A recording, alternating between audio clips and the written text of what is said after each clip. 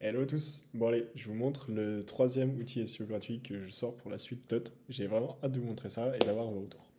Alors c'est très simple, le principe c'est d'aller analyser le maillage interne de votre site et plus précisément tous les soucis qui peuvent être liés à l'ancrage de vos liens internes. Donc je vous explique avec un petit exemple. On commence par crawler son site avec Screaming Frog et dès que c'est terminé, on va dans exportation en bloc, lien, les entrants tous et on exporte ce fichier. On n'aura pas à y toucher, c'est un CSV, on va simplement l'utiliser comme ça. Donc là, j'ai déjà un fichier pour le test. Hop, je le génère. Maintenant, je reviens sur la page et on va simplement le déposer ici. Hop, le voilà. Dépose. Et dès qu'il est chargé, il y a l'analyse qui se fait en quelques secondes.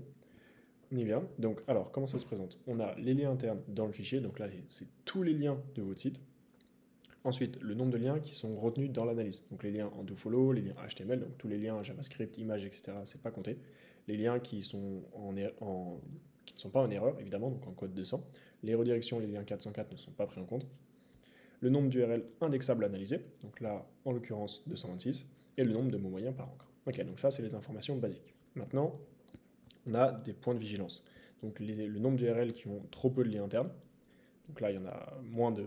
Alors, trop peu de liens internes, c'est-à-dire moins de 6 liens qui pointent vers ces pages-là.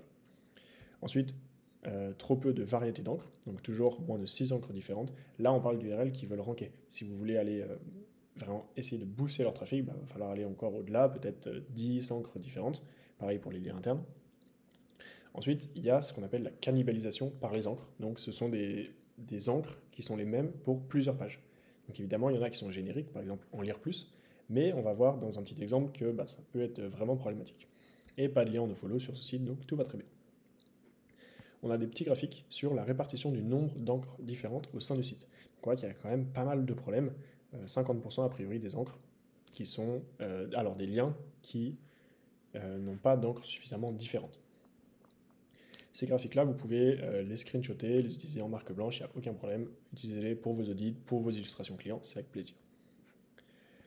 Ensuite, on a la répartition du nombre de liens uniques par page. Donc toujours, voilà, on a les chiffres en vert de celles qui vont bien.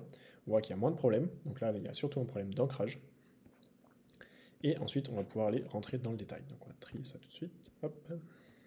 Par exemple, si on prend Way de page, on a donc 53 liens internes vers cette page-là, 40 encres différentes, 40 liens uniques et 3 encres cannibales.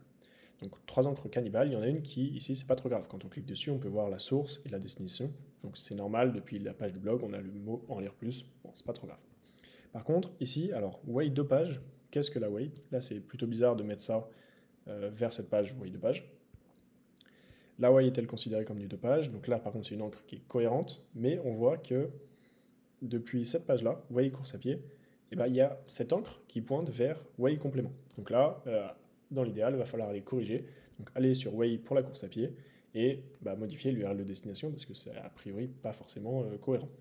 On pourrait la changer et garder vers cette page-là, si c'est cette page qu'on veut pousser, en mettant la way est-elle considérée comme un complément alimentaire, si ça s'y prête dans le texte.